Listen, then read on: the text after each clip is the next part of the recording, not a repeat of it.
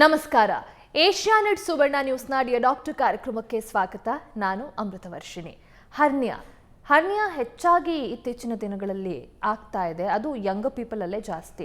ಯಾಕೆ ಯಂಗ್ಸ್ಟರ್ಸ್ ಅಲ್ಲಿ ಹರ್ನಿಯಾ ಸಮಸ್ಯೆ ಹೆಚ್ಚಾಗ್ತಿದೆ? ಹರ್ನಿಯಾ ಏನು, ಅದನ್ನು ಮ್ಯಾನೇಜ್ ಮಾಡೋದು ಹೇಗೆ? ಇವತ್ತಿನ ಕಾರ್ಯಕ್ರಮದಲ್ಲಿ ತಿಳ್ಕೊಳ್ತಾ ಹೋಗೋಣ. ತಿಳಿಸ್ಲಿಕ್ಕೆ ನಮ್ಮೊಟ್ಟಿಗೆ ವಾಸವಿ ಆಸ್ಪತ್ರೆ ಬೆಂಗಳೂರಿನ senior consultant in general and ಮಿನಿಮಲಿ invasive surgery and robotic surgeon doctor Ramesh TS ಅವರಿದ್ದಾರೆ. ಮೊದಲಿಗೆ ಅವರನ್ನ ಕಾರ್ಯಕ್ರಮಕ್ಕೆ ಸ್ವಾಗತಿಸಿಕೊಳ್ಳೋಣ. ಡಾಕ್ಟರ್ ನಮಸ್ತೆ, ಕಾರ್ಯಕ್ರಮಕ್ಕೆ ಸ್ವಾಗತ ತಮಗೆ. ಡಾಕ್ಟರ್, ಮೊದಲಿಗೆ ವಾಟ್ ಇಸ್ ಹರ್ನಿಯಾ? ಹರ್ನಿಯಾ ಅಂದರೆ ಅಂಡವಾಯು ಅಂತಾರೆ. ಹೊಟ್ಟೆಯಲ್ಲಿ ಒತ್ತಡ ಜಾಸ್ತಿ ಆದಾಗ ಬಿರುಕು ಬರುತ್ತೆ. ಫೇಶಿಯಾದಲ್ಲಿ ಬಿರುಕು ಬಂದಾಗ ಕರಳು ಮತ್ತು ಕೊಬ್ಬಿನಾಂಶ ಹೊರಗೆ ಬರುತ್ತೆ. ಹೊರಗಡೆ ಬಂದು ಸಿಕ್ಕಾಕೊಂಡಾಗ ಅಷ್ಟೇ ಅದರದ್ದು ನೋವು ಕಾಣುತ್ತೆ. ನಾರ್ಮಲಾಗಿ ಹೋಗಿ ಬರೋದು ಆಗ್ತಾ ಇದ್ದಾಗ ಯಾರಿಗೂ ಏನು ಅನಿಸಲ್ಲ, ಅದು ಸಾಧಾರಣ ಅಂದ್ಕೊಂಡು ಸುಮ್ಮನೆ ಆಗ್ಬಿಡ್ತಾರೆ. ಆದರೆ ಯಾವಾಗ ಅದರ ತೊಂದರೆ ಕೊಡುತ್ತೋ ಆ ಟೈಮ್ ಗ್ಯಾಪ್ ತುಂಬ ಕಡಿಮೆ ಇರುತ್ತೆ. ತೊಂದರೆ ಕೊಟ್ಟಾಗ ಟೈಮ್ ಗ್ಯಾಪ್ ಕಡಿಮೆ ಇರುತ್ತೆ. ಅದಕ್ಕಿಂತ ಮುಂಚೆ ಸರಿ ಮಾಡ್ಕೊಳ್ಳೋದು ಒಳ್ಳೆಯದು. ಸೊ ಹಾಗಾಗಿ ಅದ್ರ ಬಗ್ಗೆ ಸ್ವಲ್ಪ ತಿಳುವಳಿಕೆ ಇರೋದು ತುಂಬ ಇಂಪಾರ್ಟೆಂಟ್. ಆದರೆ ಇವು ಸಾಧಾರಣವಾಗಿ ಎಲ್ಲರೂ ತೊಂದರೆ ಆದಾಗ ನೋಡ್ಕೊಳ್ಳೋಣ ಅಂತ ಒಂದು ಕೇರ್ಲೆಸ್ನೆಸ್ ತುಂಬ ಜಾಸ್ತಿ ಜನರಲ್ಲಿ. ಅದನ್ನು ನಾವು ಸರಿಪಡ್ಕೊಳ್ಳೋದು ಒಳ್ಳೆಯದು. S doctor. ಸೊ ಡಾಕ್ಟರ್, ನೀವೇ ಹೇಳಿದಾಗೆ ಆಮೇಲೆ ನೋಡ್ಕೊಳ್ಳೋಣ ಅಂತ ಕೇರ್ಲೆಸ್ ಮಾಡೋರೇ ಹೆಚ್ಚಾಗಿರ್ತಾರೆ. ಸೊ ಸ್ವೆಲ್ಲಿಂಗ್ ಇದ್ದಾಗ ಹೆಚ್ಚಾಗಿ ಇಗ್ನೋರ್ ಮಾಡ್ತಾ ಬರ್ತಾರೆ ಜನರು. ಹಾಸ್ಪಿಟಲಿಗೂ ತೋರಿಸೋದಿಲ್ಲ ಆ್ಯಂಡ್ ಅದು ಏನು ಅಂತಲೂ ತಿಳ್ಕೊಳ್ಳಿಕ್ಕೆ ಹೋಗೋದಿಲ್ಲ. ಸೊ ಹೀಗಾದಾಗ ಯಾವ ರೀತಿಯ ಒಂದಷ್ಟು ಡೇಂಜರ್ಸನ್ನು, ಕಾಂಪ್ಲಿಕೇಶನ್ಸನ್ನು ಅವರು ಫೇಸ್ ಮಾಡಬಹುದು ಆ್ಯಂಡ್ ಇದ್ರ ಬಗ್ಗೆ ನೀವು ಹೇಳೋದಾದರೆ ಡಾಕ್ಟರ್? ಯಾವುದೇ ಅಂಶ ಹೊರಗಡೆ ಬಂದು ಕಚ್ಕೊಂಡಾಗ ಅದಕ್ಕೆ ವಾಪಸ್ ಹೋಗದೇ ಇರುವಾಗ ಊತ ಜಾಸ್ತಿ ಆಗುತ್ತೆ. ಯಾಕಂದರೆ ರಕ್ತ ಸಂಚಾಲನೆ ಅದಕ್ಕೆ ತಕ್ಷಣ ನಿಲ್ಲಲ್ಲ. ಹಾಗಾಗಿ ವೇನ್ಸ್ ಬ್ಲಾಕ್ ಆಗುತ್ತೆ ಫಸ್ಟು. ಸೊ ಊತ ಬರುತ್ತೆ. ಊತ ಬಂದಾಗ ಇನ್ನೂ ಹೆಚ್ಚಿಗೆ ರಕ್ತ ಹೋಗೋದು ಕಡಿಮೆ ಆಗಿ ಪೂರ್ತಿ ಕಡಿಮೆ ಆದಾಗ ಅದು ಫುಲ್ ಕೊಳ್ತೋಗುತ್ತೆ. ಯಾವುದೇ ಅಂಗಕ್ಕೆ ರಕ್ತ ಸಂಚಾಲನೆ ತುಂಬ ಇಂಪಾರ್ಟೆಂಟ್. ಅದು ಯಾವಾಗ ಅದು ಬ್ಲಾಕ್ ಆದಾಗ ಅದು ಪೂರ್ತಿ ಕಪ್ಪಗಾಗಿ ಕೊಳ್ತೋದ್ರೆ ಆ ವಿಷಾಂಶ ರಕ್ತದಲ್ಲಿ ಸೇರಿಕೊಂಡು ಪ್ರಾಣಕ್ಕಾಪಾಯ ಆಗ್ಬೋದು. ಆದರೆ ಆ ಪೋರ್ಷನ್ನೇ ಕಟ್ಟಾಗೋಯ್ತು ಅಂದರೆ ನಾವು ಹೊಟ್ಟೆ ಉಬ್ಸ ವಾಂತಿ ಬರೋದು ಆ ಥರ ಎಲ್ಲ ಸಿಂಪ್ಟಮ್ಸ್ ಕಾಣ್ಕೊಳ್ಳುತ್ತೆ. ಬಟ್ ಆ ವಿಷ ಬಂದು ದೇಹಕ್ಕೆ ಒಂದೊಂದು ಸಲ ಅಪಘಾತನೂ ಆಗುತ್ತೆ. ಓಕೆ. ಸೊ ಡಾಕ್ಟರ್, ಈಗ ಇತ್ತೀಚಿನ ದಿನಗಳಲ್ಲಿ ಈ ಯಂಗ್ಸ್ಟರ್ಸಲ್ಲೇ ಹರ್ನಿಯಾನ ನಾವು ಹೆಚ್ಚಾಗಿ ನೋಡ್ತಾ ಇದ್ದೀವಿ. ಅದರಲ್ಲೂ ಈ ಫಿಟ್ನೆಸ್ ಫ್ರೀಕ್ ಇರ್ತಾರೆ, ಜಿಮ್ಮಿಗೆ ಹೆಚ್ಚಾಗಿ ಹೋಗಿ ವರ್ಕೌಟ್ ಮಾಡ್ತಿರ್ತಾರೆ, ಅಂಥವರಲ್ಲೂ ಕೂಡ ಹರ್ನಿಯಾ ಹೆಚ್ಚಾಗ್ತಾ ಇದೆ. ಡಾಕ್ಟರ್, ಯಾಕೆ? ತುಂಬ ಸಿಂಪಲ್. ಫೇಶಿಯಾದಲ್ಲಿ ಡಿಫೆಕ್ಟ್, ಮಸಲಲ್ಲಿ ಡಿಫೆಕ್ಟ್ ಇರೋದಿಲ್ಲ. ಯೂಶಲಿ ಫೇಶಿಯಾದಲ್ಲಿ ಡಿಫೆಕ್ಟ್ ಇರುತ್ತೆ. ಹರ್ನಿಯಾ ಅಂದರೆ ಯಾವಾಗಲೂ ಮಾಂಸದಲ್ಲಿ ಡಿಫೆಕ್ಟ್ ಅಂತ ಒಂದು ತಪ್ಪು ಕಲ್ಪನೆ. ಮಾಂಸ ಸ್ಟ್ರಾಂಗ್ ಇದ್ದಷ್ಟು ಒಳ್ಳೆಯದೇ. ಯಾಕಂದರೆ ಅದು ನಾವು ರಿಪೇರ್ ಮಾಡೋ ಮಸಲ್ ಯೂಸ್ ಮಾಡ್ತೀವಿ. ಮಸಲ್ ಸ್ಟ್ರಾಂಗ್ ಆಗಿದ್ದರೆ ಹರ್ನಿಯಾ ರಿಪೇರು ಸ್ಟ್ರಾಂಗ್ ಆಗಿರುತ್ತೆ. But problem is not in the muscle, problem is in the fascia stretch ಆದಾಗ ಹರ್ನಿಯಾ ಆಗುತ್ತೆ. ಯಾವುದೇ ಒಂದು ಅಂಬಲಿಕಸ್ ಅಥವಾ ಇಂಗ್ವೈನಲ್ ರೀಜನ್ ಅಂದರೆ ಗ್ರಾಯಿನ್ನಲ್ಲಿ ಅಂಡಾಂಶ ಹೊರಗಡೆ ಬಂದಿರುತ್ತೆ. ಮೇಲ್ಸಲ್ಲಿ ಟೆಸ್ಟಿಸ್ ಹೊರಗಡೆ ಬರುತ್ತೆ. ಆ ಪೋರ್ಷನ್ನಲ್ಲಿ ಪೇಟೆಂಟ್ ಆಗಿದ್ದರೆ ಕರಳು ಅಥವಾ ಕೊಬ್ಬಿನಾಂಶ ಹೊರಗಡೆ ಬರುತ್ತೆ. ಸೊ ನೀವು ಹೆಚ್ಚಿಗೆ ಜಿಮ್ ಮಾಡುವಾಗ ಏನಾಗುತ್ತೆ, ಎಕ್ಸ್ಟ್ರಾ ಫೋರ್ಸ್ ಯೂಸ್ ಮಾಡ್ತಾರೆ. ಎಕ್ಸಸ್ ಆಫ್ ಅಬ್ಡಮನ್ ಪ್ರೆಷರ್ ಇರುತ್ತೆ. ಅಂದರೆ ಹೊಟ್ಟೆಯಲ್ಲಿ ಹೆಚ್ಚಿಗೆ ಒತ್ತಡ ಇರುತ್ತೆ. ಸೊ ಯಾವುದು ವೀಕ್ ಆಗಿರುತ್ತೆ ಆ ಜಾಗದಲ್ಲಿ ಕರಳು ಅಥವಾ ಕೊಬ್ಬಿನಾಂಶ ಹೊರಗಡೆ ಹೋಗುತ್ತೆ. ಅದು ಹೋಗ್ತಾ ಬೆಳ್ಕೊಂಡೇ ಹೋಗುತ್ತೆ. ಆ ವೀಕ್ನೆಸ್ ಬೆಳ್ಕೊಂಡೇ ಹೋಗುತ್ತೆ. ಇದೇನು ಕಾಯಿಲೆ ಅಲ್ಲ, ಬಟ್ ವೀಕ್ನೆಸ್ ಇನ್ಕ್ರೀಸ್ ಆಗ್ತಾ ಹೋದಷ್ಟು ಅಂಶಗಳು ಹೆಚ್ಚಿಗೆ ಹೋಗುತ್ತೆ. ಒಳಗಡೆ ಹೋದದ್ದು ಒಳಗಡೆ ಬಂದರೆ ತೊಂದರೆ ಇಲ್ಲ. ಹೊರಗಡೆ ಹೋಗಿ ಕಚ್ಕೊಂಡಾಗ ಖಂಡಿತ ಅದು ಪ್ರಾಬ್ಲಮ್ ಆಗುತ್ತೆ. Yes doctor. ಸೊ ಡಾಕ್ಟರ್, ಈಗ ಹರ್ನಿಯಾ ಇದ್ದಾಗ ಸರ್ಜಿಕಲ್ ಆಪ್ಷನ್ಸ್ ಕೊಟ್ಟಾಗ ಎಷ್ಟೋ ಜನ they fear surgery because mesh ಹಾಕ್ತಾರೆ, ಅದರಿಂದ ಕಾಂಪ್ಲಿಕೇಶನ್ಸ್ ಆಗುತ್ತೆ ಅನ್ನೋ ಒಂದಷ್ಟು ಚಿಂತನೆಗಳಿದೆ doctor. So is it complicate ಆಗುತ್ತಾ or how safe it is? ಯಾವುದೇ ಒಂದು ಅಂಶಗಳಲ್ಲಿ ಸೈಡ್ ಎಫೆಕ್ಟ್ ಅನ್ನೋದು ಇರುತ್ತೆ, ಇಲ್ಲ ಅಂತಲ್ಲ. ಮದುವೆ ಆದಮೇಲೂ ಸ್ವಲ್ಪ ಭಾಳ ಸೈಡ್ ಎಫೆಕ್ಟ್ಸ್ ಇರುತ್ತೆ. ಸೈಡ್ ಎಫೆಕ್ಟ್ಸ್ ಎದುರುಕೊಂಡು ಈಗಿನ ಜನ್ರೇಷನ್ ಮದುವೆನೇ ಮಾಡ್ಕೊಳ್ಳಲ್ಲ. ಅದೇ ಥರ ಆಪ್ರೇಷನ್ ಅಂದಾಗ ಅದ್ರ ಸೈಡ್ ಎಫೆಕ್ಟ್ಸು ತಿಳುವಳಿಕೆ ಜಾಸ್ತಿಯಾಗಿ ಆಪ್ರೇಷನ್ ಮಾಡಿಸ್ಕೊಳ್ಳಲ್ಲ. ಇದೇ ಮೇನ್ ಪ್ರಾಬ್ಲಮ್. ಸೈಡ್ ಎಫೆಕ್ಟ್ಸ್ ಅಂದರೆ ಏನು? ಅವು ಮೇಯ್ನಾಗಿ ಮೆಷಲ್ಲಿ ಇನ್ಫೆಕ್ಷನ್ ರೇಟ್ ಮತ್ತು ನರ್ವ್ ಎಂಟ್ರಾಪ್ಮೆಂಟ್ ಇವೆರಡೇ ಮೇಯ್ನು. ಇನ್ಫೆಕ್ಷನ್ ರೇಟ್ ಆದಷ್ಟು ಕಡಿಮೆ ಆಗೋದಕ್ಕೆ ಮಿನಿಮಲ್ ಆಕ್ಸೆಸ್ ಸರ್ಜರಿ ಈಗ ಒಂದು ಒಳ್ಳೆ ಇಂಪ್ರೂವ್ಮೆಂಟ್. ಅಂದರೆ ಸಣ್ಣದಾಗಿ ಓಪನ್ ಮಾಡಿದಾಗ ಇನ್ಫೆಕ್ಷನ್ ಚಾನ್ಸಸ್ ತುಂಬ ಕಡಿಮೆ. ಸೊ ರೋಬೋಟಿಕ್ ಅಥವಾ ಲ್ಯಾಪ್ರೋಸ್ಕೋಪಿಕ್ ಸರ್ಜರೀಸು ಸ್ಮಾಲರ್ ಇನ್ಸಿಷನ್ಸ್ ಆಗಿರೋದ್ರಿಂದ ಖಂಡಿತ ಇನ್ಫೆಕ್ಷನ್ ರೇಟ್ ಕಡಿಮೆ ಇದೆ. ಒಂದು ಸ್ಟರ್ಲೈಸೇಷನ್ ಮೆಥಡ್ಸ್ ತುಂಬ ಇಂಪ್ರೂವ್ಮೆಂಟ್ ಇದೆ. ಸ್ಟರ್ಲೈಸೇಷನ್ ಮೆಥಡ್ಸು ಮುಂಚೆಕ್ಕಿಂತ ಈಗ ತುಂಬ ಅಡ್ವಾನ್ಸ್ಡ್ ಆಗಿರೋದು ಮತ್ತು ತುಂಬ NABH ಸ್ಟ್ಯಾಂಡರ್ಡ್ಸ್ ಎಲ್ಲ ಫಾಲೋ ಮಾಡೋದ್ರಿಂದ ಖಂಡಿತ ಅದು ಇನ್ಫೆಕ್ಷನ್ ರೇಟ್ ಕಡಿಮೆ ಆಗಿದೆ. ಮೇನ್ ಪ್ರಾಬ್ಲಮ್ ಏನಂತ infection rate what they see is usually because they get it operated in where they are not following NABH standards. So infection advancement ನಮ್ಗೆ ಈಗ ಅರ್ಥ ಆಯಿತು. ಇನ್ನೊಂದು ಮೆಶ್ ಕ್ವಾಲಿಟಿ ಬಂದು ಮುಂಚೆ ಎಲ್ಲ ತುಂಬ ತಿಕ್ಕಾಗಿರೋ ಮೆಷಸ್ಸು ಲೋಕಲ್ ಮೆಷಸ್ ಎಲ್ಲ ಉಪಯೋಗಿಸ್ತಾ ಇದ್ರು. ಅದರಲ್ಲಿ ಸ್ಟ್ರೆಂತ್ ಇರ್ಬೋದು, ಆದರೆ ಅದರಲ್ಲಿ ಫಾಸ್ಟರ್ ಹೀಲಿಂಗ್ ಕೆಪಾಸಿಟಿ ಕಡಿಮೆ ಇರುತ್ತೆ. ಯಾಕಂದರೆ ಪೋರ್ ಸೈಜ್ ತುಂಬ ಕಡಿಮೆ ಇರುತ್ತೆ. So development of the tissues is slower. ಮತ್ತು ಅದರಲ್ಲಿ ಸುತ್ತ ಬರೋ ಸೀರೋಮಾ ಅಂತೀವಿ, ಅಂದರೆ ಫ್ಲೂಯಿಡ್ ಕಲೆಕ್ಷನ್, ಅದು ಒಂದು ಹಳೆ ಮೆಷಸಲ್ಲಿ ಜಾಸ್ತಿ. ಈಗ ಸೀರೋಮಾ ಕಡಿಮೆ ಆಗೋಕ್ಕೆ ಮೈಕ್ರೋಪೋರಸ್ ಅಂದರೆ ಮ್ಯಾಕ್ರೋಪೋರಸ್ ಮೆಷಸ್ ಯೂಸ್ ಮಾಡ್ತೀವಿ. ಮತ್ತು ಸೀರೋಮಾ ಬರದೇ ಇರೋಂಗೆ ಸರ್ಟನ್ ಸ್ಟೆಪ್ಸ್ ತೊಗೊಳ್ತೀವಿ. ಅದರಿಂದ ಸೀರೋಮಾ ಲೆವೆಲ್ಸು ಕಡಿಮೆ ಆಗಿದೆ. ಮತ್ತು ಡಯಾಬಿಟಿಕ್ ಕಂಟ್ರೋಲೆಲ್ಲ ಕರೆಕ್ಟಾಗಿ ಮಾಡ್ಕೊಳ್ತೀವಿ. So all whatever the chances of seroma ಏನೇನಿರುತ್ತೋ ಅದೆಲ್ಲ ಕಡಿಮೆ ಮಾಡ್ಕೊಂಡ್ಬಂದಿದ್ದೀವಿ. ಸೊ ಹಂಗಾಗಿ ಇನ್ಫೆಕ್ಷನ್ ರೇಟ್ ತುಂಬ ಕಡಿಮೆ, almost nil in robotic surgeries and laparoscopic surgeries. Well planned and well planned is more important. Pre operation preparation ತುಂಬ ಇಂಪಾರ್ಟೆಂಟು. ಒಂದು ಅವ್ರ ಬಾಡಿಯಲ್ಲಿ ಇನ್ಫೆಕ್ಷನ್ಸ್ ಇಲ್ಲದೆ ಇರೋದನ್ನು ಅವರು ಫಸ್ಟು ಅದನ್ನು ಕಂಡುಹಿಡಿಬೇಕು. ಇನ್ಫೆಕ್ಷನ್ಸ್ ಎಲ್ಲ ಯೂರಿನರಿ ಟ್ರ್ಯಾಕ್ಟ್ ಇನ್ಫೆಕ್ಷನ್ಸ್ ಇರುತ್ತೆ, ಚೆಸ್ಟ್ ಇನ್ಫೆಕ್ಷನ್ಸ್ ಇರುತ್ತೆ.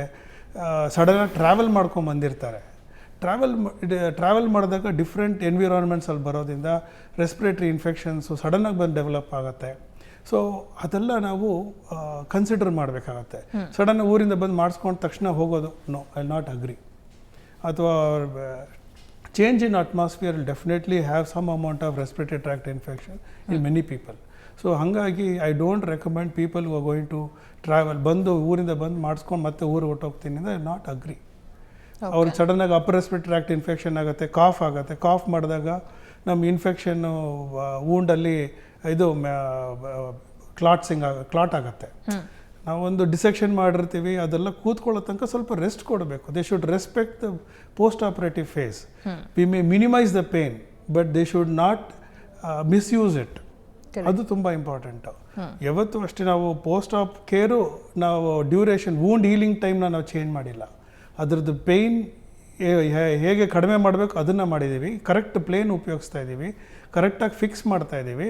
ಅದರಿಂದ ಅವ್ರು ಖಂಡಿತ next day they walkout. But that does not mean that we have reduced the healing time. God has given the same healing time now and previously also, but we know how to use it now better. Yes, doctor. Yeah, that is about the infection. Okay. And about side nerve entrapments ಬಗ್ಗೆ ಹೇಳಬೇಕು ಅಂದರೆ ಎಕ್ಸಾಕ್ಟಾಗಿ knowledge of nerve planes, that is very very important. ನಾವು ಒಂದು foreign body ಇಡ್ತೀವಿ ಅಂದರೆ ಅದಕ್ಕೆ ಹೋಗಿ ಅಂಟ್ಕೊಳ್ಳೋದು ಮಾಂಸ ಮಾತ್ರ ಅಲ್ಲ, ನರ್ವ್ ಅಂಟ್ಕೋಬೋದು. ಸೊ ಅದಕ್ಕೆ ತಕ್ಕಂತೆ ನರ್ವ್ ಪ್ಲೇನ್ಸಲ್ಲಿ ಫ್ಯಾಟ್ನ ಪ್ರಿಸರ್ವ್ ಮಾಡಿ ಅದು ಪ್ಲೇನಲ್ಲಿ ಇಟ್ಟರೆ ಖಂಡಿತ ನರ್ವ್ ಎಂಟ್ರಾಪ್ಮೆಂಟ್ಸ್ ಆಗೋದು ಕಡಿಮೆ. ಹಂಗೂ ಬೈ ಬ್ಯಾಡ್ ಲಕ್ ಆಯಿತು ಅಂದರೆ we have got nerve blocks ಆ ಥರ ಎಲ್ಲ ಕರೆಕ್ಟ್ ಅಸೆಸ್ಮೆಂಟ್ ಮಾಡಿಕೊಂಡು ನರ್ವ್ ಬ್ಲಾಕ್ಸ್ ಎಲ್ಲ ಕೊಟ್ಟರೆ ಖಂಡಿತ ಯಾವ ಪೋಸ್ಟ್ ಆಪ್ ಕಾಂಪ್ಲಿಕೇಶನ್ಸು ಇರಲ್ಲ, will be very very minimal. So ಆ ಧೈರ್ಯ ಇದ್ದರೆ ಖಂಡಿತ ಆಪ್ರೇಷನ್ ಮಾಡಿಸ್ಕೊಳ್ತಾರೆ. ಅದನ್ನು ಅವೇರ್ನೆಸ್ ತುಂಬ important. Correct people, correct methodology and correct timing. ಅಂದರೆ ನಾನು ಮಾಡಿಸ್ಕೊಂಡು ನಾಳೆನೇ ಹೋಗ್ತೀನಿ ಕೆಲಸಕ್ಕೆ ಅಂದರೆ ತಪ್ಪು. ನಾಳೆನೇ ಮನೆಗೆ ಹೋಗ್ಬೋದು, ರೆಸ್ಟ್ ತೊಗೊಳ್ಳಿ. Please give respect to wound healing time, ಅದು ಇಂಪಾರ್ಟೆಂಟ್. ಎಸ್ ಡಾಕ್ಟರ್, ಮತ್ತಷ್ಟು ವಿಚಾರಗಳನ್ನು ತಿಳ್ಕೊತೀನಿ. ಅದಕ್ಕೂ ಮುಂಚೆ ಒಂದು ಬ್ರೇಕ್ ತೊಗೊಂಡು ಬರೋಣ. ಡಿಯರ್ ಡಾಕ್ಟರ್ ಕಾರ್ಯಕ್ರಮ ಮುಂದುವರಿಯುತ್ತೆ ಪುಟ್ಟ ವಿರಾಮದ ಬಳಿಕ.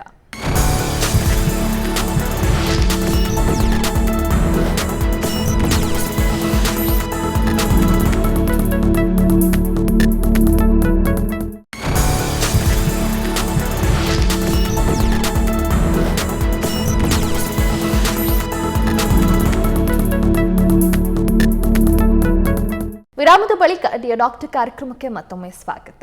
ಡಾಕ್ಟರ್, ಈಗ ಹರ್ನಿಯಾ ಅನ್ಟ್ರೀಟೆಡ್ ಇಫ್ ಟ್ರೀಟ್ಮೆಂಟ್ ತಗೊಳ್ಳದೇ ಇದ್ದರೆ ಅಥವಾ ಸರಿಯಾಗಿ ಫಾಲೋಅಪ್ಸಿಗೆ ಹೋಗದೇ ಇದ್ದರೆ ಎಮರ್ಜೆನ್ಸಿ ಕೈಂಡ್ ಆಫ್ ಸಿಚುವೇಶನ್ ಆಗುತ್ತೆ ಅಂತ ಕೇಳ್ಪಟ್ಟಿದ್ದೀವಿ. So what happens exactly doctor ಅಂತಹ ಸಿಚುವೇಶನ್ಸಲ್ಲಿ? ಕರಳು ತುಂಬ ಇಂಪಾರ್ಟೆಂಟ್. ಕರಳಲ್ಲಿ ಆಹಾರ ಹೋಗ್ತಾ ಇರುತ್ತೆ. ತುಂಬ ಇಂಡಸ್ಟ್ರಿಯಲ್ ಜ್ಯೂಸಸ್ಸು ಮತ್ತು ಆಹಾರ ಹೋಗೋದು ಬ್ಲಾಕ್ ಆದಾಗ ವಾಮಿಟಿಂಗ್ ಸೆನ್ಸೇಷನ್, ಖಂಡಿತ ವಾಮಿಟ್ ಆಗೋದೆಲ್ಲ ಆಗುತ್ತೆ, ಹೊಟ್ಟೆ ಉಬ್ಬರ ಬರೋದಾಗುತ್ತೆ. ಅದನ್ನು ಇಗ್ನೋರ್ ಮಾಡ್ತಾರೆ. Problem is pain killer. Just for symptoms pain killer ತಗೋದು ತುಂಬ ತಪ್ಪು. ನೋವಿನ ಮಾತ್ರೆಗಳು ತುಂಬ ಸುಲಭವಾಗಿ ಸಿಗುತ್ತೆ ಫಾರ್ಮಸಿಯಲ್ಲಿ, ಹಾಗಾಗಿ ಪ್ರಾಬ್ಲಮ್ ಜಾಸ್ತಿ. ಫಸ್ಟು ಅದನ್ನು ಏನಕ್ಕೆ ತೊಗೊಳ್ತಾ ಇದ್ದೀವಿ ಅಂತ ಅದನ್ನು ಯೋಚಿಸಲ್ಲ. ನೋವಿನ ಮಾತ್ರೆ ತೊಗೊಂಡ್ರೆ ಪ್ರಾಬ್ಲಮ್ ಸಾಲ್ವ್ ಆಗುತ್ತೆ ಅಂತಾರೆ. ಅದು ತಪ್ಪು. ಪ್ರಾಬ್ಲಮ್ ಸಾಲ್ವ್ ಆಗೋಲ್ಲ, ನೋವು ಅಷ್ಟೇ ಕಡಿಮೆ ಆಗುತ್ತೆ. ಹಾಗಾಗಿ ನಾವು ಅದನ್ನು ಫಸ್ಟು ಸರ್ಜನ್ಗಳೇ ಅಥವಾ ಯಾರೋ ಸ್ಪೆಷಲಿಸ್ಟ್ ಹತ್ರ ತೋರಿಸಿ ನೋವಿನ ಮಾತ್ರೆ ತೊಗೊಳ್ಬೋದಾ ಈ ಪ್ರಾಬ್ಲಮ್ಗೆ ಅಂತ ನಾವು ಫಸ್ಟ್ ಕೇಳ್ಕೋಬೇಕು.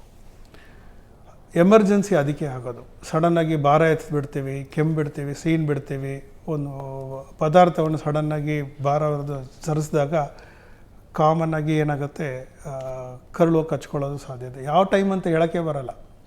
ಅದು ಸಾಯಂಕಾಲ ಇರ್ಬೋದು ಅಥವಾ ಬೆಳಗ್ಗೆ ಜಾಗಿಂಗ್ ಮಾಡೋ ಟೈಮಲ್ಲಿ ಇರ್ಬೋದು. ಆ ಥರ ಯಾವುದೇ ಸ್ಟ್ರೆಸ್ ಅಬ್ಡಮನ್ನಲ್ಲಿ ಇದ್ದಾಗ ಆ ಥರ ಬಂದು ಕರಳು ಬಂದು ಕಚ್ಕೊಂಡ್ಬಿಡುತ್ತೆ.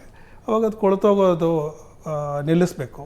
ಅದಕ್ಕೆ ತಕ್ಷಣ ಅವ್ರು ಏನು ಮಾಡ್ಬೋದು, ರೆಸ್ಟ್ ತೊಗೋಬೇಕು. ಮಲ್ಕೊಂಡು ಮೇಲೆ ಕಾಲ ಮೇಲೆ ಎತ್ತರೇ ವಾಪಸ್ ಹೋಗೋ ಸಾಧ್ಯತೆ ಇರುತ್ತೆ. ಅದನ್ನು ಬಿಟ್ಬಿಟ್ಟು ಆ ಪ್ಯಾನಿಕ್ ಮೋಡಲ್ಲಿ ಹೋಗಿ ಪೇಯ್ನ್ ಕಿಲ್ಲರ್ ತೊಗೊಂಡ್ಬಿಡ್ತಾರೆ. Okay, that is the problem.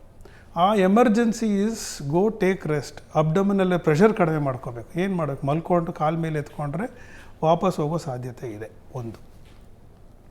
ಇನ್ನೊಂದು ಪ್ರಾಬ್ಲಮ್ ಏನಂತಂದರೆ ವಾಮಿಟಿಂಗ್ ಸೆನ್ಸೇಷನ್ ಬಂದ್ಬಿಡುತ್ತೆ.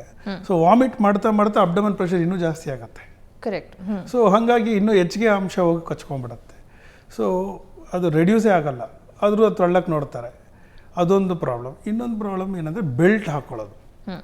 ಬೆಲ್ಟ್ ಹಾಕೋದು ತಪ್ಪು. ಬೆಲ್ಟ್ ಹಾಕೋದ್ರಿಂದ ಮಾಂಸಖಂಡ ವೀಕ್ ಆಗುತ್ತೆ. There is no muscle. ಜಿಮ್ಮಲ್ಲಿ ಏನು ಮಾಡ್ತೀವಿ, ಎಕ್ಸಸೈಸ್ ಮಾಡ್ತೀವಿ ಮಸಲ್ನ ಸ್ಟ್ರಾಂಗ್ ಮಾಡೋಕ್ಕೆ. ಅದನ್ನು ಬಿಟ್ಬಿಟ್ಟು ಮಸಲ್ನ ಸ್ಪ್ಲಿಂಟ್ ಮಾಡಿದ್ರೆ ಮಸಲ್ ವೀಕ್ ಆಗುತ್ತೆ. ಸೊ ಹಾಗಾಗಿ ಏನಾಗುತ್ತೆ, ಈ ನಾರ್ಮಲಾಗಿ ಹರ್ನಿಯಾ ಬೆಲ್ಟ್ ಅಂತ ಹೇಳಿ ಹಾಕ್ಕೊಂಡ್ಬಿಡ್ತಾರೆ. ಅದು ತಪ್ಪು. ಯಾಕಂದರೆ ಮಸಲ್ನ ವೀಕ್ ಮಾಡುತ್ತೆ, ಇನ್ನಷ್ಟು ಹರ್ನಿಯಾ ಸೈಜ್ ದೊಡ್ಡದಾಗತ್ತೆ. ಒಂದೊಂದು ಸಲ ಕರಳು ಕೆಮ್ಮಿದಾಗ ಅದ್ರ ಮಧ್ಯದಲ್ಲಿ ಬೆಲ್ಟಿಗೂ ಮತ್ತು ಮಾಂಸದ ಮಧ್ಯದಲ್ಲಿ ಕಚ್ಕೊಂಡು ತೊಂದರೆ ಕೊಟ್ಬಿಡುತ್ತೆ. ಸೊ ಜೊತೆಗೆ ಪೇಯ್ನ್ ಕಿಲ್ಲರ್ ಬೇರೆ ಏನೋ ವಿಷಯಕ್ಕೆ ತೊಗೊಳ್ತಿದ್ರೆ ಗೊತ್ತಾಗೋದೇ ಇಲ್ಲ, ಕೊಳ್ತೋದ್ಮೇಲೆ ಗೊತ್ತಾಗುತ್ತೆ ಅಷ್ಟೇ. ಸೊ ಅದನ್ನು ಕೊಳ್ತೋಗಿರೋ ಪೋರ್ಷನ್ ಕಟ್ ಮಾಡಿ ಜಾಯಿನ್ ಮಾಡಬೇಕು. ಕೊಳ್ತೋಗಿ ಜಾಯಿನ್ ಮಾಡೋ ಟೈಮಲ್ಲಿ ನಾವು ಮೆಶ್ ಹಾಕೋಕ್ಕಾಗಲ್ಲ. ಯಾವುದೇ ಪ್ರಾಸೆಸಸ್ ನಾವು ಹಾಕಬೇಕು ಅಂದರೆ ಇನ್ಫೆಕ್ಷನ್ ಇಲ್ಲದೆ ಇರಬೇಕು. ರೀಸೆಂಟ್ಲಿ ಬಯೋ ಅಬ್ಸಾರ್ಬಬಲ್ ಮೆಷಸ್ಸು ಬರುತ್ತೆ, ಇನ್ಫೆಕ್ಷನ್ ಇದ್ರೂ ಹಾಕ್ಬೋದು ಅಂತೀವಿ, ಬಟ್ ಅದು ತುಂಬ ಕಾಸ್ಟ್ಲಿ. ರೆಗ್ಯುಲರ್ ಮೆಷಸ್ಸು ಕಾಸ್ಟ್ ಎಷ್ಟಿದೆಯೋ ಅದಕ್ಕಷ್ಟು 4 times to 5 times ಕಾಸ್ಟ್ ಜಾಸ್ತಿ. ಯಾಕಂದರೆ ಅದರದ್ದು ಆಫ್ ಲೈಫ್ ಅಂದರೆ ಅದರದ್ದು ಡಿಜನ್ರೇಷನ್ ಟೈಮ್ ತುಂಬ ಲಿಮಿಟೆಡು. ಸೊ ಅದನ್ನು ಪ್ರಿಸರ್ವ್ ಮಾಡೋದೇ ಕಷ್ಟ. ಸೊ ಹಾಗಾಗಿ ಒಂದು ಕಾಮನ್ನಾಗಿ ಸಿಗೋ ಮೆಶ್ನು 2 lakhs to 3 lakhs ಆಗುತ್ತೆ. ನಾರ್ಮಲಾಗಿ ಮೆಶ್ ಕಾಸ್ಟ್ ಒಂದು 10,000 to 60,000 ಇರ್ಬೋದು, depending on the size and quality and this. But ಈ ಮೆಷಸ್ಸು ಬಯೋ ಅಬ್ಸಾರ್ಬರ್ ಮೆಷಸ್ ಎಲ್ಲ 2 lakhs 3 lakhs ಆ ಥರ ಬರುತ್ತೆ, depending on the size and availability on the company. Yes doctor. So doctor, ಈಗ ಸರ್ಜರಿ ಆದಮೇಲೆ some patients say that hernia ಮತ್ತೆ ವಾಪಸ್ ಬಂದಿದೆ ಅಂತ. ಸೊ ರೆಕರೆನ್ಸ್ ಚಾನ್ಸಸ್ ಎಷ್ಟಿರುತ್ತೆ, ಯಾರೆಲ್ಲ ಆಗಬಹುದು ಅಂತ? ರೆಕರೆನ್ಸ್ ಏನಕ್ಕೆ ಆಗುತ್ತೆ ಅಂದರೆ ಪೇಷಂಟ್ ಫ್ಯಾಕ್ಟರ್ಸ್ ಇದೆ ಮತ್ತು ಕರೆಕ್ಷನ್ ಫ್ಯಾಕ್ಟರ್ಸು ಇರುತ್ತೆ. ಫಸ್ಟ್ ಆಫ್ ಆಲ್ ರಿಕರೆನ್ಸ್ ಆಗೋದು ಒಂದು ರಿಪೇರಿ ಸರಿಗಾಗದೇ ಇರೋದು, ಇನ್ನೊಂದು ಪೇಷಂಟ್ ಪೋಸ್ಟ್ ಆಪ್ ಕೆಮ್ಮು ಬರ್ತಾ ಇರೋದು ಅಥವಾ ಎಕ್ಸಸೈಸ್ ಮಾಡದೇ ಇರೋದು. 3 months ಆದಮೇಲೆ they have to do good abdomen toning. Most of the meshes are fix to muscle. ಮಾಂಸಕ್ಕೆ ಫಿಕ್ಸ್ ಮಾಡಿರ್ತೀವಿ. ಆ ಫಿಕ್ಸ್ ಮಾಡಿರೋ ಮಸಲ್ನ ಸ್ಟ್ರಾಂಗ್ ಆಗಿ ಇಟ್ಕೊಂಡ್ರೆ ಹರ್ನಿಯಾ ಬರೋಲ್ಲ. ಬಟ್ ಪ್ರಾಬ್ಲಮ್ ಏನಂತ ಹೇಳಿದ್ರೆ ಚಿಕ್ಕ ಮೆಶ್ ಹಾಕ್ತಾರೆ, ವೀಕ್ ಆಗಿರೋ ಟಿಶ್ಯೂಸಲ್ಲಿ ಫಿಕ್ಸ್ ಮಾಡಿರ್ತಾರೆ. ಅದು ಮತ್ತೆ ಖಂಡಿತ ನೆಕ್ಸ್ಟ್ ಯಾವ ಕಡೆ ವೀಕ್ ಆಗಿರುತ್ತೋ ಆ ಪೋರ್ಷನಲ್ಲಿ ರಿಕರ್ ಆಗೇ ಆಗುತ್ತೆ. ಇನ್ನೊಂದು ಫಿಕ್ಸಿಂಗ್ ವಿತ್ ಇಂಪ್ರಾಪರ್ ಫಿಕ್ಸಿಂಗ್ ಅದೇನಾಗುತ್ತೆ ಮೆಶ್ ಮೈಗ್ರೇಟ್ ಆಗ್ಬಿಡುತ್ತೆ, ಎಲ್ಲಿ ಫೋರ್ಸ್ ಬರುತ್ತೋ ಬೇರೆ ಕಡೆ ಸ್ಲಿಪ್ ಆಗ್ಬಿಡುತ್ತೆ, ಅದಕ್ಕೆ ಮೆಶ್ ಮೈಗ್ರೇಷನ್ ಅಂತೀವಿ. ಇವೆಲ್ಲ ಕಾಮನ್ ಫ್ಯಾಕ್ಟರ್ಸು.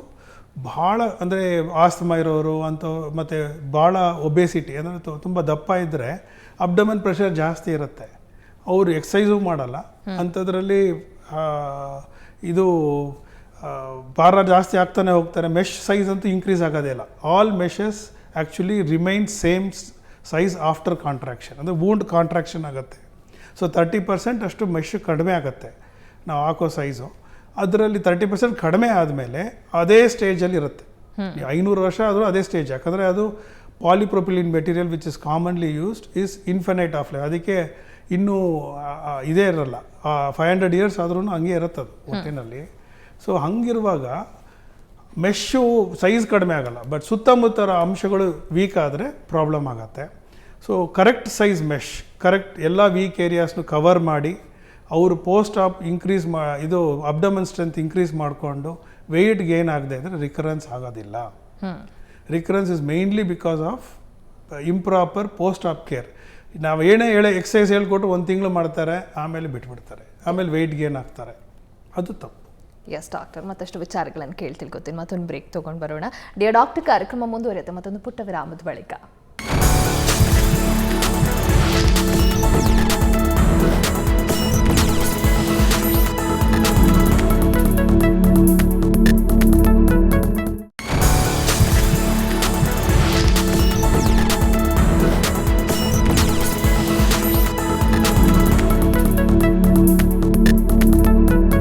ವಿರಾಮದ ಬಳಿಕ ಡಿಯರ್ ಡಾಕ್ಟರ್ ಕಾರ್ಯಕ್ರಮಕ್ಕೆ ಮತ್ತೊಮ್ಮೆ ಸ್ವಾಗತ.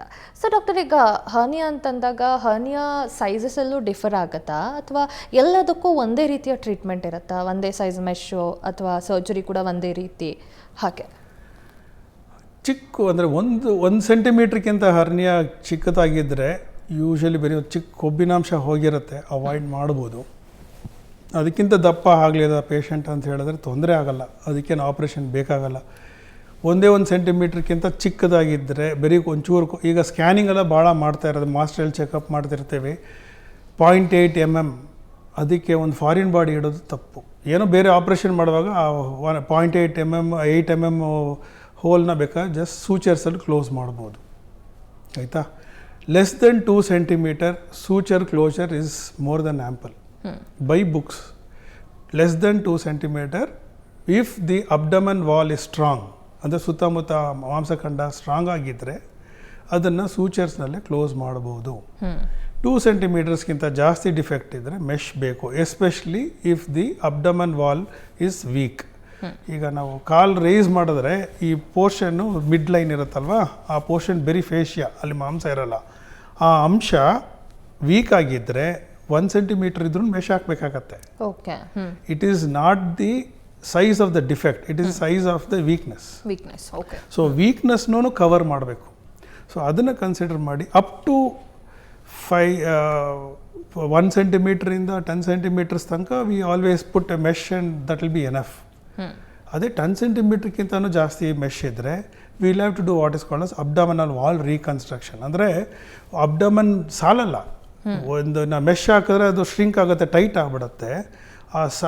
ಅದಕ್ಕೆ ರೀಕನ್ಸ್ಟ್ರಕ್ಷನ್ ಮೆಥಡ್ಸ್ ಅಂತ ಬರುತ್ತೆ. ಕಂಪಾರ್ಟ್ಮೆಂಟ್ಸ್ನ ಮೂವ್ ಮಾಡಿ we have to make the size of the abdomen more with abdominal wall construction methods. So ಎಲ್ಲವೂ ಒಂದೇ ಮೆಶ್ನಲ್ಲಿ ಸರಿ ಮಾಡೋಕ್ಕಾಗಲ್ಲ. So mesh size depends on the amount of defect, so and weakness of the wall. So ಅವೆರಡನ್ನೂ consider ಮಾಡಿ ನಾವು reconstruction method ಬೇಕಾ, reconstruction method ಮಾಡಿಸ್ಬೇಕು ಅಂದರೆ ಟಿಶ್ಯೂ ಎಕ್ಸ್ಪ್ಯಾಂಡರ್ಸ್ ಮಾಡ್ತೀವಿ, ಬಾಟಲನ್ನು ಹಾಕ್ತೀವಿ, ಪ್ರೀ ಆಪ್ರೇಟಿವ್ ನ್ಯೂಮೋಪೆರಿಟೋನಿಯಮ್ ಮಾಡಿ ಅಬ್ಡಮನ್ ವಾಲ್ ಇನ್ಕ್ರೀಸ್ ಮಾಡ್ತೀವಿ. ಈ ಥರ ಹಲವಾರು ಮೆಥಡ್ಸ್ ಇದೆ. ಅದರಿಂದ ಅಬ್ಡಮನ್ ವಾಲ್ ಸೈಜ್ ಇನ್ಕ್ರೀಸ್ ಮಾಡಿ ಕೆಪಾಸಿಟಿ ಇನ್ಕ್ರೀಸ್ ಮಾಡ್ತೀವಿ. ಯಾಕಂದರೆ ಕಂಟೆಂಟ್ಸ್ ಜಾಸ್ತಿ, ಒಂದೊಂದು ಸಲ we see more than half of the industrial contents are outside. ಅಂದರೆ ಕರುಳು, ಕೊಬ್ಬು, ಇನ್ನಂಶ ಎಲ್ಲ ಹೊಟ್ಟೆ ಒಳಗಡೆ ಇರಲ್ಲ, ಹರ್ನಿಯಾದಲ್ಲಿ ಜಾಸ್ತಿ ಇರುತ್ತೆ. ಅಂಥದ್ದನ್ನು ವಾಪಸ್ ನಾವು ಅಬ್ಡಮನ್ ಒಳಗಡೆ ಹಾಕಿದಾಗ ಅಬ್ಡಮನ್ ಪ್ರೆಷರ್ ಜಾಸ್ತಿ ಆಗುತ್ತೆ. ಸೊ ಅಂಥದ್ರ ಆ ಟೈಮಲ್ಲಿ ನಾವು ಸುಮ್ಮನೆ ಮೆಶ್ ಹಾಕಿ ಕ್ಲೋಸ್ ಮಾಡೋಕ್ಕಾಗಲ್ಲ. It will be catastrophic. 48 hours post of they may even succumb because of the increased abdomen pressure. So ಅದನ್ನು ಆಗದೆ ಇರೋದಕ್ಕೆ first we do what is called as tissue expansion. So botulinum injections ಹಾಕಿ ಅದನ್ನು expand ಮಾಡ್ತೀವಿ. ಮತ್ತು ಹೊಟ್ಟೆ ಒಳಗಡೆ tube ಹಾಕಿ ಗಾಳಿಗೂ ಹಾಕಿ ಅದನ್ನೆಲ್ಲ ಅಡ್ಮಿಷನ್ ಮಾಡಬೇಕು. ಸೊ ಪ್ರಿಪೇರ್ ಮಾಡಿ ನಂತರ ಅದನ್ನು ಆಪ್ರೇಟ್ ಮಾಡಬೇಕು. ಆವಾಗ they have a good result. So main problem abdomen ಪ್ರೆಷರ್ನ ಇನ್ಕ್ರೀಸ್ ಮಾಡದೆ ಟೆನ್ಷನ್ ಫ್ರೀ ರಿಪೇರ್ ಮಾಡೋದೇ ಮೇನ್ ಗೋಲ್. ಅದು ಪ್ರಾಪರ್ ರೀಕನ್ಸ್ಟ್ರಕ್ಷನ್. ಆವಾಗಲೇ ಆಗಲ್ಲ. ರಿಕರೆನ್ಸ್ ಆಗೋದೇ ಕಾರಣ ಅಬ್ಡಮನ್ ಟೆನ್ಷನ್ ಇಟ್ಕೊಂಡು ರಿಪೇರ್ ಮಾಡೋದು. Okay, that is not the right thing. Yes doctor. So doctor, ಇನ್ನು ಈ ವಿಚಾರವಾಗಿ ಸಾಕಷ್ಟು ಮಿತ್ಸ್ ಕೂಡ ಸರೌಂಡ್ ಆಗಿದೆ ಹರ್ನಿಯಾ ವಿಚಾರದಲ್ಲಿ. ಸೊ ಸರ್ಜರಿ ಬೇಕೇ ಬೇಕಾ, ಸರ್ಜರಿ ಇಲ್ಲದೆ ಮೆಡಿಕೇಶನ್ಸಲ್ಲಿ ಜಸ್ಟ್ ಟ್ರೀಟ್ಮೆಂಟಲ್ಲಿ ಬೆಲ್ಟ್ ಹಾಕ್ಕೊಂಡು ಹರ್ನಿಯಾನ ವಾಸಿ ಮಾಡ್ಕೋಬಹುದಾ ಅಂತ. So is it possible? No medicine will heal a hernia. ಯಾಕಂದರೆ ಅದು ಒಂದು ಡಿಫೆಕ್ಟ್, ಅದೊಂದು ಕಾಯಿಲೆ ಅಲ್ಲ. ಡಿಫೆಕ್ಟ್ ಆಗಿರೋ ಕಾರಣಗಳು ಅದು ಅಬ್ಡಮನ್ ಪ್ರೆಷರ್ ಇನ್ಕ್ರೀಸ್ ಆಗುತ್ತೆ, ಅದು ಕಸ್ನಲ್ ಅಬ್ನಾರ್ಮಲಿಟಿ ಇರುತ್ತೆ. ಇದುವರೆಗೂ ಯಾವುದೋ ಹೀಲಿಂಗ್ ಮೆಥಡ್ ಬಂದಿಲ್ಲ. ಏನೇ ಇದ್ರೂ ಅದನ್ನು ಕವರ್ ಮಾಡೋದೇ ಇಂಪಾರ್ಟೆಂಟು. ಓಕೆ. ಸೊ ಪ್ರಿವೆಂಟಿವ್ ಇದೆ. ಗೊತ್ತಾದಾಗ ಅದನ್ನು ಹೆಚ್ಚಿಗೆ ಆಗದೆ ಇರೋದಕ್ಕೆ ಅಬ್ಡಮನ್ ಪ್ರೆಷರ್ ಇನ್ಕ್ರೀಸ್ ಮಾಡಿದ್ರೆ ನೋಡ್ಕೊಳ್ಳೋದು ಅದು ಇಂಪಾರ್ಟೆಂಟ್ ಅಷ್ಟೇ ವಿನಃ belt is absolutely not indicated. May be post op pain ಕಡಿಮೆ ಆಗೋದಕ್ಕೆ ಇನಿಷಿಯಲಿ ಒಂದು 1 or 2 weeks ಉಪಯೋಗಿಸ್ಬೋದು. Beyond that no belt should be use. Abdomen splinting is not right. ದಯವಿಟ್ಟು ಅದನ್ನು 2 months ಮೇಲೆ ಅದನ್ನು ಉಪಯೋಗಿಸಿದ್ರೆ ವೀಕ್ ಆಗ್ತಾ ಹೋಗುತ್ತೆ. ಖಂಡಿತ ರಿಕರೆನ್ಸ್ ಅಂತೂ ಕಾಮನ್. ಈಗ ಸೀರೆ ಕಟ್ತಾರೆ ಅಲ್ಲದೆ ಅದಕ್ಕೆ ಅಂಬಲಿಕಲ್ ಹರ್ನಿ ಆಗೋದು. ಬೆಲ್ಟ್ ಏನಾಗುತ್ತೆ, ಕರೆಕ್ಟಾಗಿ ಒಕ್ಲ ಹತ್ರನೇ ಕಟ್ಟಿರ್ತಾರೆ. ಆ ಒಕ್ಲ ಹತ್ರ ಕಟ್ಟಿದಾಗ ಅದು ಆ portion of the abdomen will keep on increasing. Correct. So ಹಂಗಾಗಿ ಅದು ವೀಕ್ನೆಸ್ ಜಾಸ್ತಿ ಆಗ್ತಾ ಹರ್ನಿಯಾ ಆಗೇ ಆಗುತ್ತೆ. Yes doctor. ಸೊ ಡಾಕ್ಟರ್, ಇನ್ನು ಕೊನೆಯದಾಗಿ ಎಷ್ಟೋ ಜನ ಹರ್ನಿಯಾನ ನೆಗ್ಲೆಕ್ಟ್ ಮಾಡ್ತಾರೆ, ಭಯದಲ್ಲಿ ಟ್ರೀಟ್ಮೆಂಟ್ ಪ್ರಾಪರಾಗಿ ತೊಗೊಳ್ಳೋದಿಲ್ಲ. ಸೊ ವಿವೋಸಿಗೆ ಏನು ಮೆಸೇಜ್ ಕೊಡ್ಲಿಕ್ಕೆ ಇಷ್ಟಪಡ್ತೀರಿ? ಇಂಪಾರ್ಟೆಂಟ್, ಗೊತ್ತಾದಾಗ ಒಬ್ಬ ಸ್ಪೆಷಲಿಸ್ಟ್ ಹತ್ರ ತೋರಿಸಿ, ಸ್ವಲ್ಪ ಎಕ್ಸ್ಪೀರಿಯನ್ಸ್ ಇರೋ ಸ್ಪೆಷಲಿಸ್ಟ್ ಹತ್ರ ತೋರಿಸಿದ್ರೆ ಒಳ್ಳೆಯದು. ದಯವಿಟ್ಟು ಸುಮ್ಮನೆ ಫಿಸಿಷಿಯನ್ಸ್ ಯಾರೋ ಲೋಕಲ್ ಡಾಕ್ಟರ್ಸು, ಪೇಯ್ನ್ ಕಿಲ್ಲರ್ ಕೊಡೋ ಡಾಕ್ಟರ್ಸು ಆ ಥರ ಎಲ್ಲ ಬೇಡ. ಫಸ್ಟ್ ಕಾಯಿಲೆ ಏನಿದೆ ಅಂತ ತಿಳ್ಕೊಳ್ಳಿ. ಅದ್ರ ತಕ್ಕಂತೆ ಯಾವುದೇ ಆಪ್ರೇಷನ್ ಆದರೂ ಅದಕ್ಕೆ ತಕ್ಕಂತೆ ಸಮಯ ಮಾಡ್ಕೊಂಡು ಬನ್ನಿ. ಹಾಸ್ಪಿಟಲ್ ಸ್ಟೇ ಬೇಕಾದರೆ ಮಿನಿಮೈಸ್ ಮಾಡ್ತೀವಿ. ರೋಬೋಟಿಕಲ್ಲಿ ತುಂಬ ಬೇಗ ನೆಕ್ಸ್ಟ್ ಡೇದೇ walk out even with many complicated hernias. But that is not the answer. Main ಆಗಿ ಇಂಪಾರ್ಟೆಂಟಾಗಿ ನಿಮಗೆ ಕೆಲಸದಲ್ಲಿ ಮತ್ತು ಯಾರು ನೋಡ್ಕೊಳ್ಳೋರು ಒಂದು ಇರಬೇಕು. ಎಲ್ಲ ಸ್ಟ್ರೆಸ್ ಇಟ್ಕೊಂಡು ಬಂದು ನಾವು ಆಪ್ರೇಷನ್ ಮಾಡಿಸ್ಕೊಂಡು ತಕ್ಷಣ ಹೋಗಬೇಕು ಅಂದರೆ it is not right. Don't push it for A emergency. Elective ಆಗಿ ಮಾಡ್ಕೊಳ್ಳಿ, ನಿಮ್ಮ ಪ್ರೋಗ್ರಾಮ್ ಮಾಡ್ಕೊಳ್ಳಿ, ನಿಮ್ಮ ಲೈಫ್ ಸ್ಟೈಲ್ ಪ್ರೋಗ್ರಾಮ್ ಮಾಡಿಕೊಂಡು ಬನ್ನಿ. ಒಂದಿನ 2 days ಅಷ್ಟೇ hospitalisation, but depending on the hernia size. But usually 2 days ಹೋಗ್ಬೋದು ಹಾಸ್ಪಿಟ್ಲಿಂದ. ಬಟ್ ಮನೇಲಿ ಹೋಗಿ ರೆಸ್ಟ್ ತೊಗೊಳ್ಳಿ. ವರ್ಕ್ನ ನೀವು ಅದ್ರ ತಕ್ಕಂತೆ ಮಾಡ್ಕೋಬೋದು. Work from home you can start from 1 week. But for simple hernias not an issue at all. But ಅದಾದಮೇಲೂ ಸ್ಟ್ರೈನಿಂಗ್ ಮತ್ತು ಎಕ್ಸಸೈಸು ಅದಕ್ಕೆಲ್ಲ ಗಮನ ಇಟ್ಕೋಬೇಕು. ಅದು ಇಂಪಾರ್ಟೆಂಟು. ಮತ್ತು ಪ್ರೈಮರಿಯಾಗಿ ಸ್ಮೋಕಿಂಗ್ ಹ್ಯಾಬಿಟ್ಟು ಅಥವಾ ನೀವು ಸ್ಮೋಕಿಂಗ್ ಅಲ್ಲ, even if you are exposing to dust too much ಅದನ್ನು ಅವಾಯ್ಡ್ ಮಾಡಬೇಕು. ಅಥವಾ ಅಲರ್ಜೆನ್ಸು, ಲೈಕ್ ಅಲರ್ಜಿಕ್ ಬ್ರಾಂಕೈಟಿಸ್ ಇರುತ್ತೆ, ಅಲರ್ಜಿಕ್ ಸೈನಸೈಟಿಸ್ ಇರುತ್ತೆ, ಅದನ್ನು ನೀವು ಅವಾಯ್ಡ್ ಮಾಡಿ ಅದು ಡಿಸೆನ್ಸಿಟೈಸ್ ಮಾಡ್ಕೊಂಡು ಅದ್ರ ತಕ್ಕಂತೆ ಟ್ರೀಟ್ಮೆಂಟ್ ತೊಗೋಬೇಕು. ಹೊಟ್ಟೆನಲ್ಲಿ ಒತ್ತಡ ಬರೋಂಥ ಅಂಶಗಳನ್ನು ನೀವು ನಿಲ್ಲಿಸಬೇಕು. Yes doctor, yes, thank you so much. ಇವತ್ತಿನ ಕಾರ್ಯಕ್ರಮದಲ್ಲಿ ಹರ್ನಿಯಾ ಬಗ್ಗೆ ತಿಳಿಸ್ಕೊಟ್ರಿ, ಹೇಗೆ ಮ್ಯಾನೇಜ್ ಮಾಡೋದು ಆ್ಯಂಡ್ ಒಂದಷ್ಟು ಹರ್ನಿಯಾ ಸುತ್ತ ಇದ್ದಂತಹ ಮಿತ್ಗಳನ್ನು ಕೂಡ ಬಸ್ಟ್ ಔಟ್ ಮಾಡಿದ್ರಿ. Thank you so much for joining us today. ನೋಡಿದ್ರಲ್ಲ ವೀಕ್ಷಕರೇ, ಇದಾಗಿತ್ತು ಈ ಹೊತ್ತಿನ ವಿಶೇಷ ಡಿಯರ್ ಡಾಕ್ಟರ್ ಕಾರ್ಯಕ್ರಮ. ನೇರ, ದಿಟ್ಟ, ನಿರಂತರ ಸುದ್ದಿಗಾಗಿ ನೋಡ್ತಾ ಇರಿ ಏಷ್ಯಾನೆಟ್ ಸುವರ್ಣ ನ್ಯೂಸ್.